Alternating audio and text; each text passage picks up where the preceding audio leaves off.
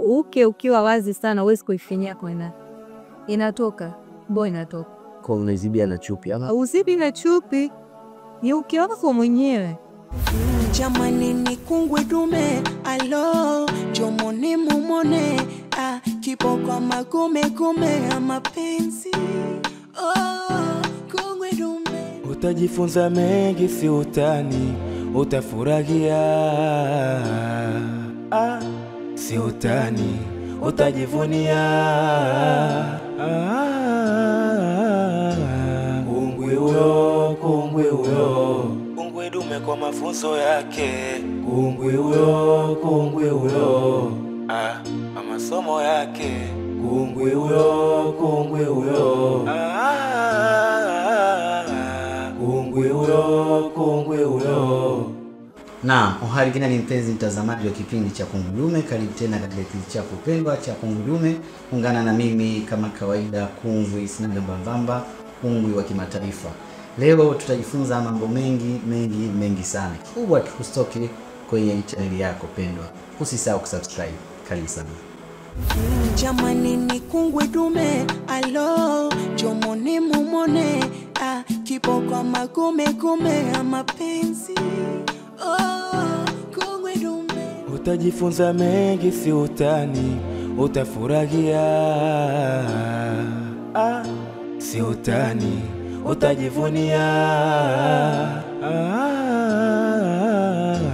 Kungwi huyo, kungwi huyo. Kungwi dume kwa mafunzo yake. Kungwi huyo, kungwi huyo. Masomo yake. Kungwi huyo, kungwi huyo. Kungwi huyo, kungwi huyo. Naam. Sasa leo nina mgeni, sijui ni nani, lakini nitampa nafasi ajitambulishe.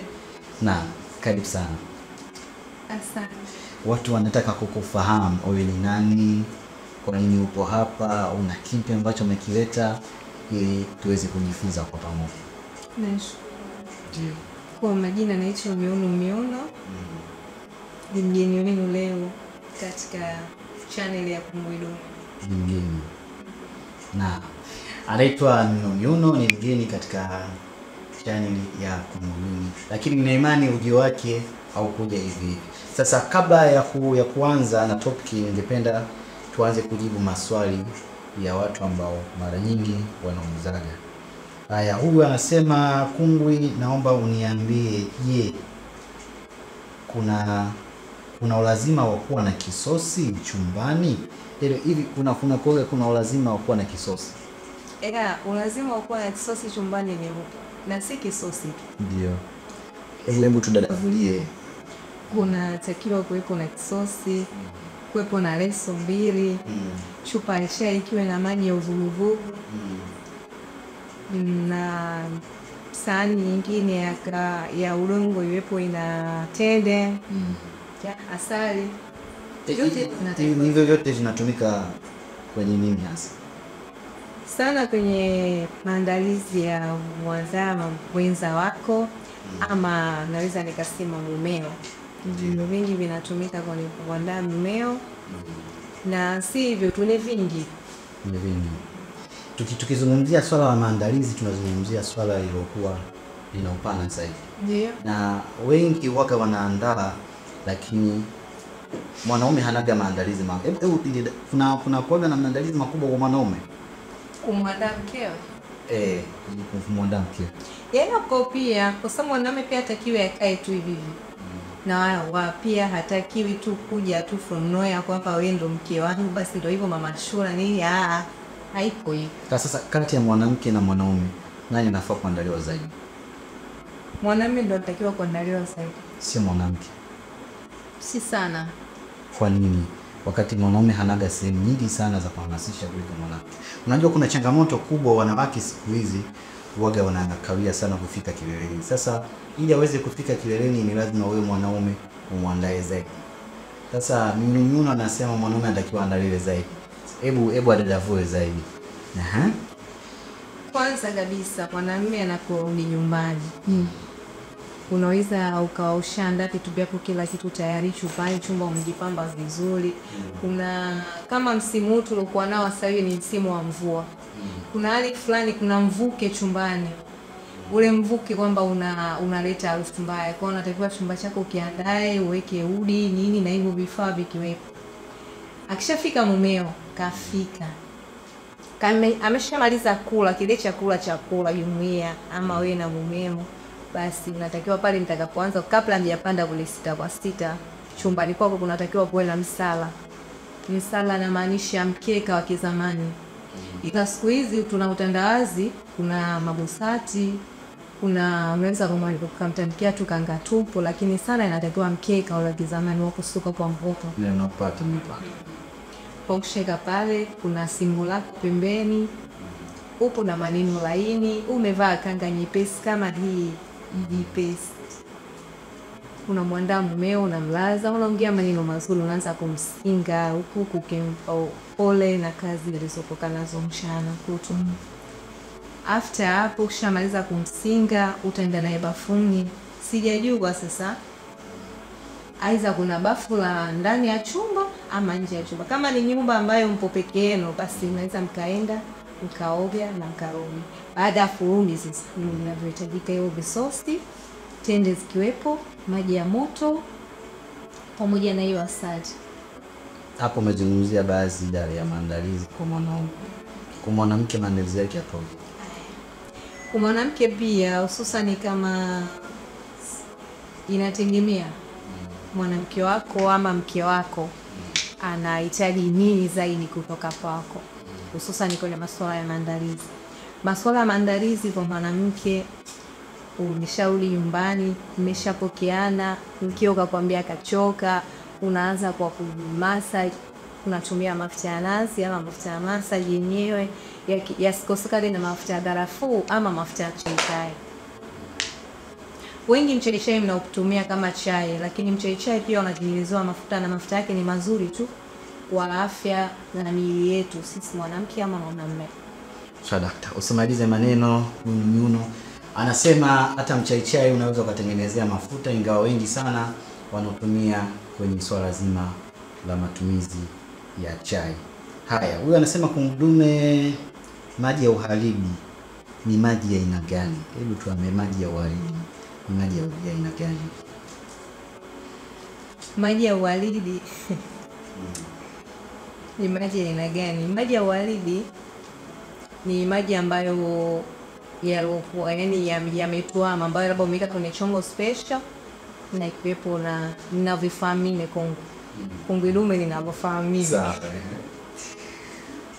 Unaweka mti wako wa uhalidi, una maua yale. Ushafahamu? Unaweka kwenye yale maji, unayafunika. Baada ya muda ukifunua yale maji yananukia uhalidi, na ndio maana yakaitwa maji ya uhalidi. Maji ya uhalidi. Kwa hakuna maana nyingine. Kwa nini najua hivi? Na maji ya uhalidi huwa yanauzwa au yanapatikana vipi? Ni lazima uandae wewe mwenyewe. Maji ya uhalidi unaandaa mwenyewe. Unaandaa mwenyewe. Haya, tupate matangazo kwa ufupi alafu tutarejea tena kujifunza zaidi. Unajua maji ya uhalidi au betuandalia? Nayo. Leo nipo kamili. Tupate matangazo. Siku zote Mungu hawezi kukupa mtu mkamilifu unayemtaka. Mungu atakupa mtu ili wewe umtengeneze jinsi wewe unavyotaka yeye awe. Atakupa mlevi ili umbadilishe. Atakupa mwanamke mdangaji ili wewe umbadilishe kutoka kwenye udangaji kuwa mwanamke aliyetulia. Atakupa mwanamke anayependa starehe ili wewe umfanye kuwa anapenda ibada. Atakupa mwanamke ambaye ana mdomo ili wewe uje kumtuliza asiwe na mdomo mrefu kama chupa. Ndio wale wanawake wengine utasikia, mdomo mrefu kama chupa, kaziombea tu, ana yake kibao. Unafikiri kuwa makini na wanawake kama hawa. Jamani ni kungwe dume, alo jomoni mumone, kipo kwa magume ya mapenzi. Kungwe dume, utajifunza mengi, si utani, utafurahia. Si utani, utajivunia. Kungwe huyo, kungwe huyo, kungwe dume kwa mafunzo yake. Kungwe huyo, kungwe huyo, kwa masomo yake. kungwi huyo, kungwi huyo, kungwi huyo, kungwi huyo. Na tumerejea tena sasa, tuangaze kwenye maswali mengine. Mungu Mwenyezi Mungu akubariki sana, amin inshallah. Mashallah, kwa najifunza mengi. Naomba kujua matumizi sahihi ya aina za chupi. Swali limeulizwa, kuna matumizi sahihi ya aina ya chupi au hakuna matumizi sahihi? Matumizi sahihi ya aina ya chupi yapo. Kivipi? Huwezi kutwa nzima kashinda na chupi moja la kwanza mpaka jioni ukalala nayo. Haya ni matumizi mabaya ya chupi. Na kwa sisi wanawake, kwanza tunatakiwa tuvae chupi mara 3 Kwa siku. Chupi tutakayoamka nayo si sahihi kushinda nayo ama kuandaa kifungua kinywa cha mume wako na chupi hilo uamka nayo. Na chupi nzuri zaidi ya kumpendeza mumeo ni chupi nyeupe. Chupi nyeupe. Rangi nyeupe ina maana yoyote? Rangi nyeupe ina maana. Rangi nyeupe inaashiria usafi. Rangi nyeupe inaashiria sisi wanawake kwamba tupo kazini muda wote. Rangi nyeupe inaashiria kwa sisi wakubwa. Rangi nyeupe inaashiria kuna hali fulani inaitwa, kuna kitu fulani kwa sisi wanawake kinaitwa utoko. Utoko ni mweupe.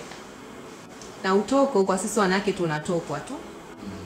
Ndio maana ya utoko kwamba ni ukiwa katika hali ya usafi, utoko lazima uwe nayo. Kwa hiyo ndio maana chupi unatakiwa uvae mara 3. Utoko ni nini? Utoko ni maji fulani yanayotoka kwenye uke wa mwanamke akiwa yuko sawa. Sorry. Akiwa yupo sawa katika, hayupo katika period, hayupo katika ile kawaida, utoko ni lazima kutoka. Na inapendeza pia. Utoko ni sawa. Kuna utoko mchafu na kuna utoko msafi. Yaani utoko unazungumzia ute? No, so ute. Ute ni ute, utoko ni utoko. Na wale wanaotokaga kama maziwa mgando ule tunaohitaji utoko mchafu. Utoko mchafu. Na kwenye chupi yako hapo, kama uko period unaweza kuvaa chupi? Kama uko period inapendeza kwa chupi. No, rangi nyeupe inategemea na wewe usafi wako mwenyewe. Lakini ukiwa katika period unatakiwa chupi nyekundu ama chupi nyeusi. Chupi nyekundu ama nyeusi.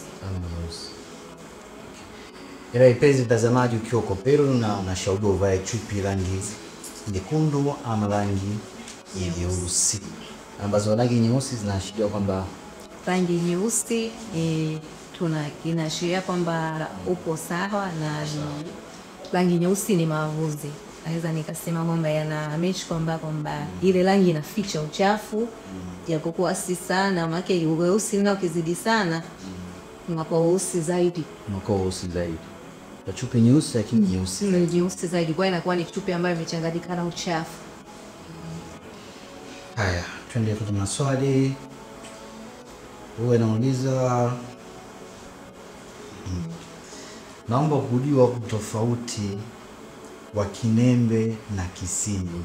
Hebu tupe tofauti kati ya kinembe na kisimi.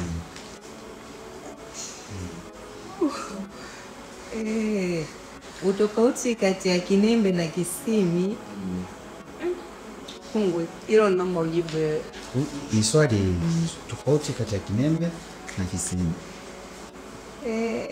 Utofauti kati ya kinembe na kisimi upo, japokuwa vyote vipo sehemu moja. Kinembe ni kile kidubwanisho kilichokuwa katika kisimi cha mwanamke ambacho kifo chini kidogo ya kisimi. So kisimi ni kimeinuka kidogo, kinembe kiko chini. Kinembe kiko chini. Yaani tunasema ni G-spot au ni G-spot? No, G-spot iko mbali na kinembe. Bado ni yatenja bado. Ndugu mtazamaji, wewe atueleze vizuri, kinembe kiko wapi, kisimi kiko wapi na G-spot iko wapi? Hebu dadavua tukuelewe zaidi. G-spot iko ndani ya uke. Na kinembe liko chini ya kisimi. Na kisimi juu ya kinembe.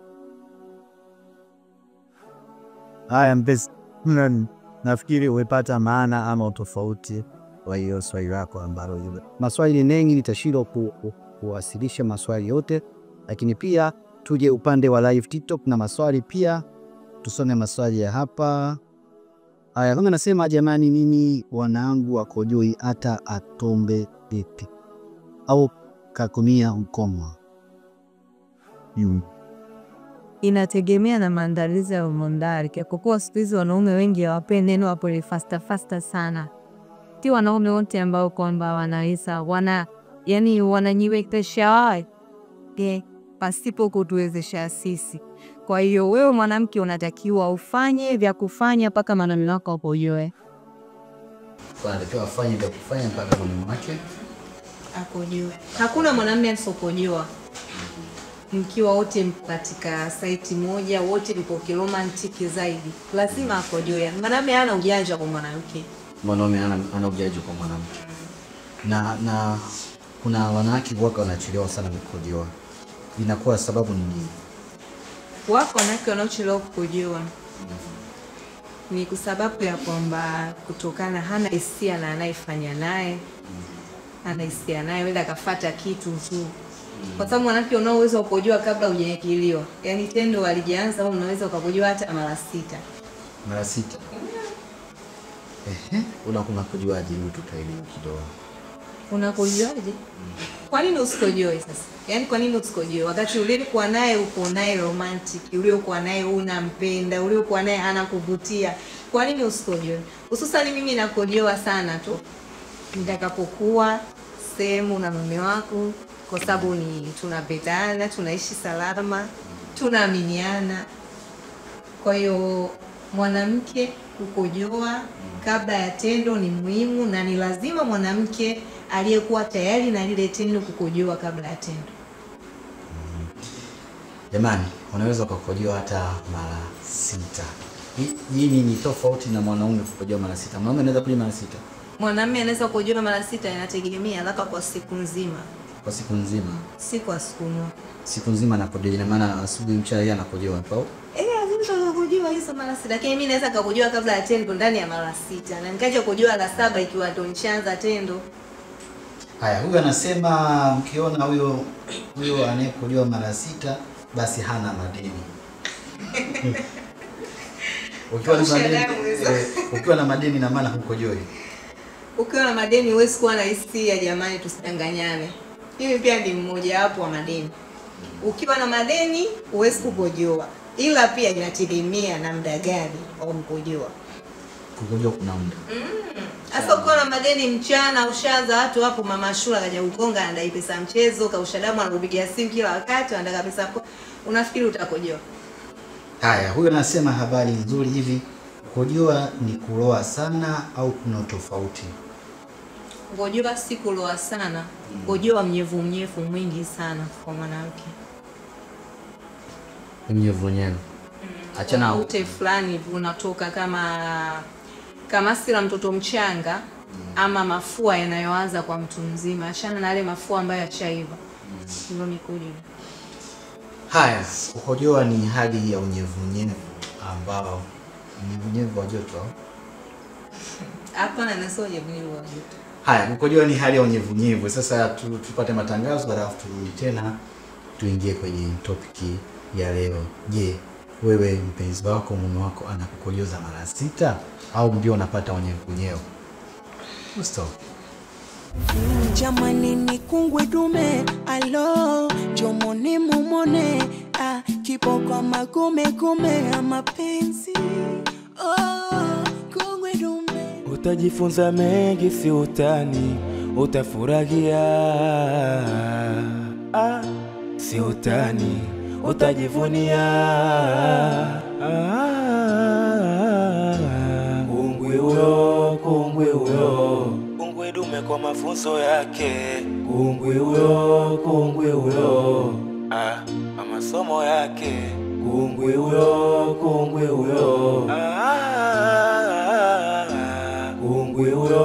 kungwe huyo. Haya, tumerejea tena. Sasa tuendelee na maswali kwa upande wa TikTok. Huyu anasema kukojoa kwa aina ngapi kwa mwanamke? Yaani mwanamke anakojoa kwa aina ngapi? anakojoa mwanamke kwa aina nyingi ama kwa aina 3. Unaweza ukakojoa ukiwa uko kwenye maandalizi, unaweza ukakojoa upo kwamba mwanamume wako ulinda anapoandaa kwa kunyonya, unaweza ukakojoa ukiwa katika tendo pia. Katika tendo. Haya, huyu anasema asilimia kubwa ya wanawake kikweli hawakojoi. Sababu wanaume hawajui kuchezea visimi. Hivi wanaume wanatakiwa kuchezea visimi. Yaani wanaume wasikizia hawajui kabisa kuchezea visimi ya. Wanaume mnatuumiza. Kwanza mkate kucha zenu, mikono yenu nayo hiyo sugu mpotezi. Yaani natakiwa mwe na mikono. Lazima mnakucha. Mwe na mikono na vidole laini jamani. Kwa sababu mwanamume kisimi unakikamata, yaani kama unakamata chuchu ya mtoto ya kunyonya, ile chuchu ya kunyonya. Kuna zile chuchu watu wadogo wanatiriwa maziwa. Kisimi hakikamatwi vile.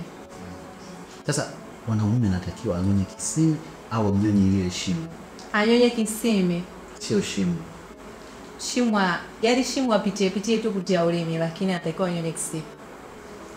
Nani finyaje sasa? Kisimi kimekaa stahili ya kunyonywa. Kisimi kimekaa kama chuchu ya kifua ya mwanamke. Lakini kuna wanawake wengine hawana wamekaa tu. Ni kweli kuna wanawake wengine visimi hawana. Kwa hiyo yule pale simu anatakiwa kunyonywa. Unamnyonya wapi? Chuchu zake. Ndio chuchu juu, sio chini. Sisi tunazungumzia chini. Chini. Chini ndio kidude ya kipo, sio chuchu. Chuchu kidude kipo. Na hakuna mtu aliyeweka katwa. Hakuna mtu anayekatwa chuchu. Labda kama una kansa. Ukiwa na kansa ukatwe chuchu unakatwa ziwa. Sasa na ziwa kikatwa unasikia utamu. Inabaki ziwa moja. Haya, kikatwa ziwa ni habari ziwa moja, utamu unaenda kwenye ziwa moja. Tunaendelea na maswali. Haya, wanasugua kisimi kama wanabadilisha stesheni kwenye radio. Ukitoka hapo kinawaka moto. Haya, kuna wale walokeketwa inakuwaje? Ndio hapo walizungumzia kuhusiana na swala zima la kukatwa. Nimemuuliza. Haya, kaka ziniletea swali langu tafadhali, nikuuliza uliza tena, maswali ni mengi na watu ni wengi. Tutap screen. Haya, sio karibu. Menoga, mimi sipendi kuchezewa kisimi kwa vidole, napenda anichezee na ulimi. Nafikiri ameshazungumza hapo. Haya, kama uliza swali tuingie kwenye topic ya leo. Na mwanaume, kuna wanaume waga wanapenda kunyonywa. Acha kunyonywa na hivyo wewe. Wanapenda kunyonywa. Kunyonywa. Ninaizungumzia upande wa kunyonywa, sio kunyonywa. Hawa unazungumziaje? Ni vizuri, mimi naona una enjoy kunyonywa raha. Sio kunyonywa ile. Kunyonywa.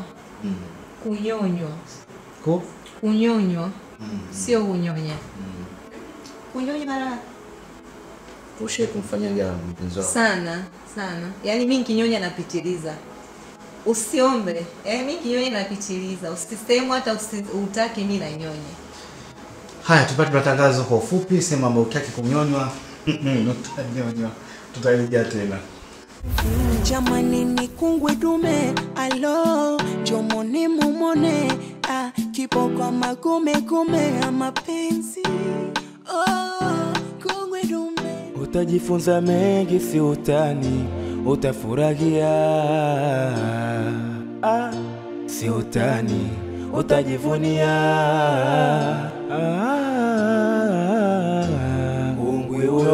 Kungwe huyo, kungwe dume kwa mafunzo yake. Kungwe huyo, masomo yake. Kungwe huyo, kungwe huyo.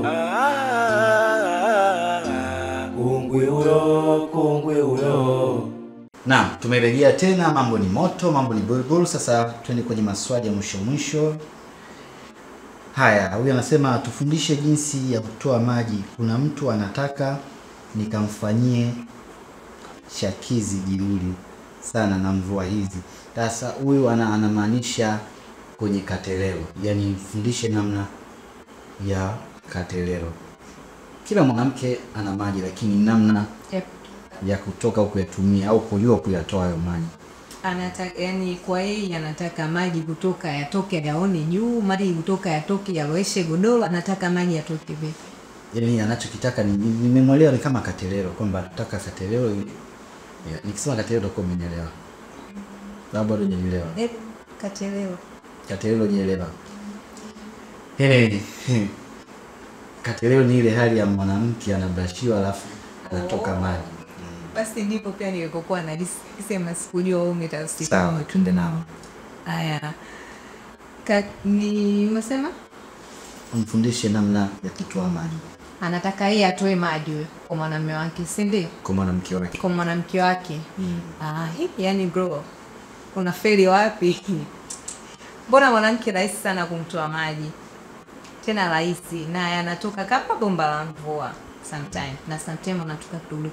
Yani nauzungumzia kwamba uume wako unapokuwa kwenye tendo, cheza sana na ile sehemu ya kisimi. Cheza na ile sehemu ya kisimi, yani pasipo kuhofia. Usicheze kwa kumuumiza. Nimesema cheza, simaanishi muziki. Yani uume wako ufanye kazi kwenye kisimi cha mwanamke.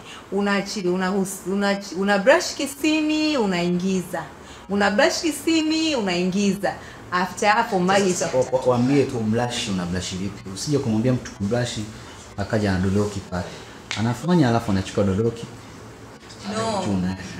Kubrush kisimi ni kwamba uume wako na uke wa mwanamke, kwamba amelala chali. Kwanza na kukujua zaidi ndio inapendeza ukilala chali. Chali kifo cha mende, ndio tunajua wote kifo cha mende unakuwa vipi mwanamke na ukiwa katika hisia. Ila kama huyo mwanamke unanifanya naye ile afu anadai kwamba unataka ukutoe maji afu haipo kwenye hisia. Yaani kwamba anafanya na wewe tendo, anasikia ya nje.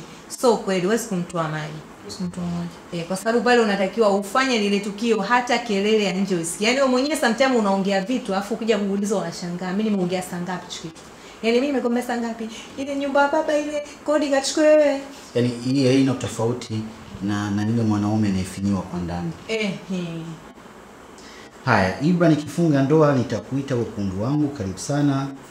Ukitaka mwanamke afike kileleni haraka unafanyaje? Maswali ni mengi. Kilele. Raha kufika kileleni, nyinyi msisikie. Raha sana. Kwanza mwanamke kufika kileleni kuna enjoy extreme. Hata wewe mwanamume. Alafu nimwambie kitu kimoja. Kufika kileleni kwa mwanamke, na ili ujue kafika, ukimaliza tendo, mwanamke ukimaliza tendo, akishika simu ama kanyanyuka muda huo hajafika kileleni. Mwanamke ukifika kileleni huwezi kushika hata simu. Yaani huwezi kuchat, huwezi kujibu message, huwezi kunyanyuka. Na kuna kijiusingizi fulani lazima ukipate. Huyo ndio mwanamke alofika wewe. Ila kwa mapenzi ya siku hizi ya wenzetu wa vijana, kuna faster tu akiamka chap kwa haraka kainuka aenda kwa mgala miskolo, kuna sehemu ilipanaita. Haya, huyu anasema mwanamke wangu kila ninapolala naye anadai kuumwa na tumbo. Tatizo ni nini? Hankojozi, ndio maana anaumwa na tumbo. Mwanamke anayekojoa haumwi na tumbo. Tena tumbo lenyewe linaumwa chini ya kitovu. Hankojozi, hakojoi mwanamke. Kwa kikojozwa haumwi na tumbo. Haya, huyu anasema kuifinyia kwa ndani ndio vipi? Hili nimeshalifundisha sana, lakini pia unaweza kumjibu kuifinyia kwa ndani. Uume wa mwanamume inapendeza sana ukiwa na sex naye ufinyie kwa ndani. Ni hali ya kwamba mwanamume anaenjoy sana kwa sababu unakuwa unambana fulani hivi. Yaani kama unamtaka, yani sio simidi, yani usisikie. Mwanamume yote alofinywa kwa ndani anajua utamu wa kufinywa kwa ndani. Jaribu kubana uke wako ili tupate raha kumfinyia mwanamume wako kwa ndani. Kwa jaribu kubana uke vipi? Utakiwa mwanamke kila wakati uke wako uwe wazi. Uwezi ukiwa wazi sana uwezi kuifinyia kwa ndani. Inatoka, inatoka. Kwa unazibia na chupi ama? Usibi na chupi. Ni uke wako mwenyewe. Unaona uzibaji.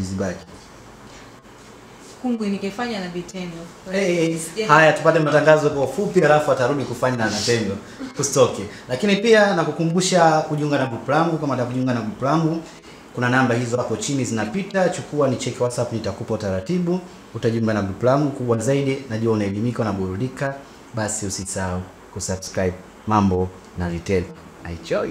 Mwali wangu, unapokuwa ndani na mumeo kuwa na vituko kama nyumba ndogo, kama kaba anayemaliza ufundi ili apate kumchuna vizuri mume wa mtu, kuwa malaya kwenye mavazi hasa kitandani, habari za kujifanya unaheshima mpaka kitandani zikome. Upo Tabia kumvalia mavazi marefu na mazito ukiwa na mumeo ndani ikome. Tabia kujifanya unakaa ndani wakati mumeo anakula ikome.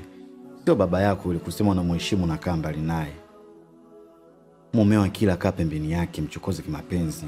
Mara umemshika, mara umemlisha, mara unamchambulia samaki kidogo kuondoa mwiba, mara sijui umkisi, mara sijui shike sikio. Yaani fanya vitu ambavyo yeye mwenyewe ataona raha wakati wa kula.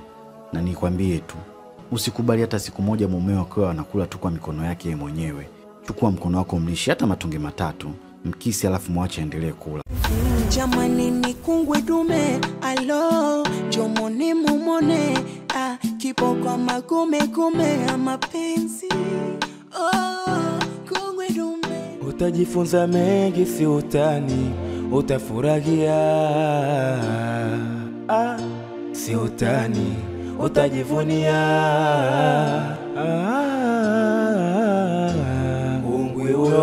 kungwe huyo, kungwe dume kwa mafunzo yake, kungwe huyo masomo yake, kungwe huyo,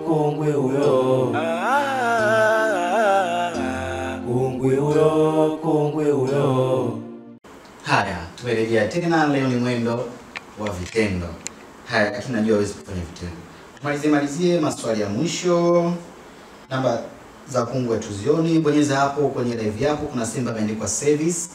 Ukiona kama kimshale hivi imeandikwa service, bonyeza hapo, utapata namba yangu. Itakuja upande wa message, ukikliki itakuletea namba yangu moja kwa moja, na unaweza kujiunga na group langu kwa kupata mambo mengi kuhusiana na swala zima la unyango. Siku zote mwanamke unatakiwa uwe na somo. Kama huna somo, basi wewe ni msungu na hujui maana. Na unaambiwa asiyejua maana usimpe maana. Ukimpa maana umekula sana. Kuna mwali kigego na mwali alikuwa kamili. Kwa hiyo nakusihi, kama huna mwali, huna somo, sio mwali, kama huna somo basi jitahidi upate somo. Alikuwa somo. Sio mradi somo.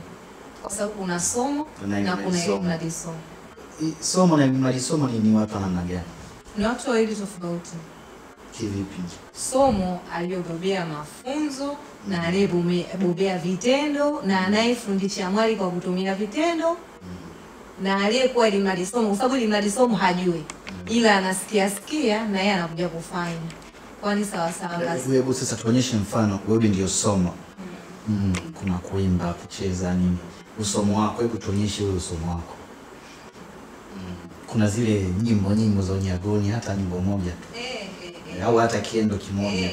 Ama ni vipi? Atupe hata kiendo kimoja ama nyimbo moja hivi, ili mradi tuone usomo wake, litafute. Sijapaka kuja kufanya vigendo. Sijapaka vigendo. Kipindi kijacho sha. Haya, anasema je, kuna madhara gani kukaa muda mrefu bila kufanya mapenzi? Almost mfano mimi sasa hivi ina miaka 4. Kwanza na matatizo. Kwanza hata afya yake akili haitoka vizuri. Sababu mwanamke asiyeshiriki tendo ndani ya mwezi tu utamuona mwenyewe alipo. Tena kile yake inasemse. Sababu tendo ni afya kwa mwanamke, kwa mwanamume. Na tendo ni afya. Afu tendo ni afya, tendo lina umuhimu katika mwili wa binadamu. Sawa. Huyu anasema naomba muulize kungu, kisimi cha mwanaume si ndio kile kinyama pale nyuma ya kichwa kama pameumbwa au? Asa huwa na maanisha kinyama cha Masai. Mwake hamna mwanamume mwenye kinyama hicho anachozungumzia yeye. Kuna maungio kama kuna sehemu kumeachana. Si kinyama kile. Ila Masai ana kinyama. Masai ana kinyama. Masai ana kisimi. Yaani Masai ana kisimi cha chini ya ubao. Ni yale mapumbo. No. Ubao, chini ya ubao kuna kichwa cha kiume, yani kichwa. Chini kuna kinyama. Masai. Umetoka naye? Masai. Jamani, hebu kama kuna Masai aje atoe ushuhuda. Masai ni kisimi nisema. Ndio kisimi chake takuwa. Make Masai yakitailiwa, yani yakenda jando. Liwe la Kiswahili, liwe la hospitali. Kuna Masai wengine wapo wanaishi mjini na kuna Masai wale ambao wapo kijijini. Kwa akitakapokuwa amekatwa ile mkono wa sweta, kuna nyama fulani wanaiacha, ni kusudi wanaiacha. ile nyama inakuwa inakupiga. Yaani wakati tunapiga ile nyama inakuwa inapiga. Kwa anayetoka na Masai nasikia la Masai mafundi kabisa. Haya jamani, sasa tuingie kwenye topic ya leo. Leo tutajifunza kuhusiana na swala zima la nazi, matumizi ya nazi, nazi na sanaa yake, lakini pia tutajifunza kuhusiana na swala zima lipi au mstao. Sasa tuingie kwenye nazi, matumizi ya nazi, alafu tutakuja kwenye mambo mengine. Mtu ukichukua nazi, kwanza nazi ina tafsiri gani na matumizi ya nazi ni yapi? Karibu uwanja ni wapo. Nazi. Jamani, nazi. Nadhani wote mnajua nazi ilivyo. Nazi ni ina kichwa na ina macho. Kichwa ni mwanamume na yale macho ni mwanamke. Kwa hiyo zinavyoungana kwamba ni watu wawili hapo. Hivyo unapopasua unapata watu wawili tofauti ambao wameungana. Na nazi, awali ya nazi, wakati unataka kuchukua nazi ama kutumia nazi, huwezi tu kulikukupu kaenda sokoni ukanunua nazi ukaja ukavunja ukaanza kukuna. So kweli. Huyo ni msungu anayefanya hivyo nazi. Huyo ni msungu. Jamani, na ongezea hapo na wajazia. Ukichukua nazi yako basi sharti nazi uiloweke. Yaani inamaanisha kwamba chukua uiweke kwenye maji. Kisha weka kwenye maji, chuna zile nyuzi. Ukisha chuna zile nyuzi, sasa unaweza kuipasua. Lakini kuna maana ya zile nyuzi. Kwa nini tunaloweka na kwa nini tunachuna zile nyuzi? Tunaloweka ili kwamba ukija kuchune kwa urahisi. Na pasipo kuloweka ili uchune, unachuna kwa ugumu. Aisa vidole vinaumia.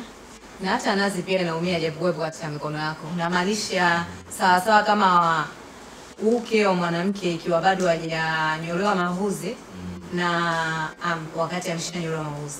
Huwezi tu from nowhere kanyolewa mavuzi pasipo kuwekewa kitu ambacho cha kurahisishia mavuzi.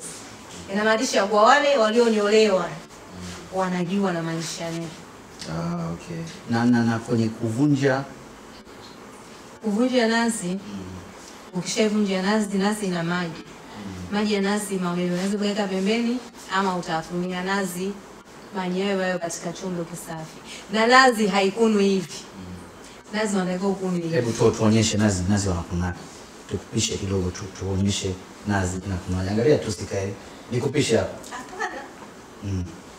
Mpenzi mtazamaji, tunaangalia namna nazi inavyo. Kuna mimi kwa cheo wanje. Hapana nakupa. Ni kidogo tu. Ni kidogo. Haya jamani, tuangalie nazi inavyokunwa. Nazi kwa mwanamke aliyekuwa mwanamke kamili, sio wale wanawake kuweza amuri. Kibao cha nazi au mbuzi? Kama kipo sawa itapendeza zaidi. Sawa, pende wewe. Basi tunafanya tu tunashumu. Nazi haikuni ukiachama miguu, so kweli. Tunapoona kule ni nazi inatakiwa ukune utome kali upande. Miguu yote umeka na umbo moja, kibao ndo hichi. Na maanisha kibao unaweka kifurushi chako hivi. Nazi unakuna. Sisi mmenifahamu?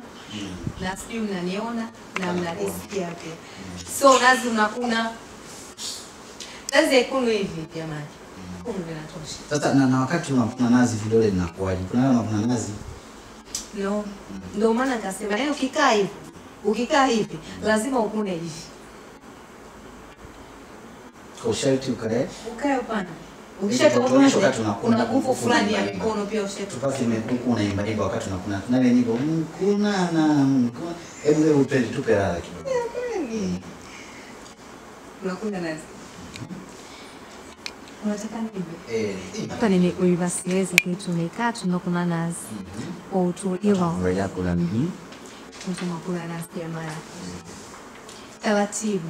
Alafu yale si kwamba kigumu kinakuwa kigumu kila ungo leo kama kiuno.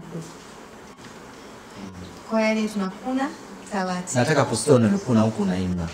Na vidole vinafanya kazi. Inategemea kumbuso la ucho unaweza kuona ni macho. Unaweza kukunja kwa hisia mwenyewe kwa sababu unamwandalia mtu wako chakula kitamu. Hivyo mimi somo mpenzi sana kuimba, siwezi kuimba hata kidogo. Twende kwa hata hizo kuimba.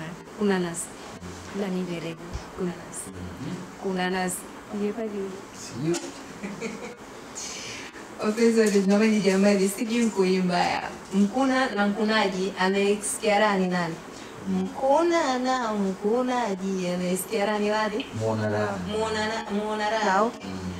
Mkuna na mkunaji muona raha ni nani? Muona raha ni mkunwaji. Yaani inamaanisha nazi na wewe unayekuna. Sana wewe unayekuna ndio unaona raha.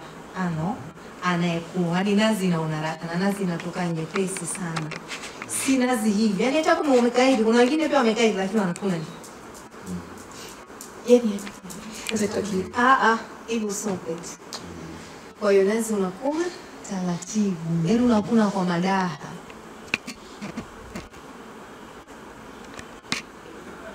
Nakusikia. Unakuna kwa madaha, unakuna nazi kiwa laini, unakuna nazi jicho kiliachia, sila macho jamalila. Hivyo unaliza jicho kidogo, unakuna. Yaani ni hivyo. Ukisema ugeuke upande upi unalebo, ukigobadabilia basi. Unageukaje? Unakaa tena hivi. Ni yani ni upande. Hebu tuonyeshe upande wa pili. Ndio kama hivi.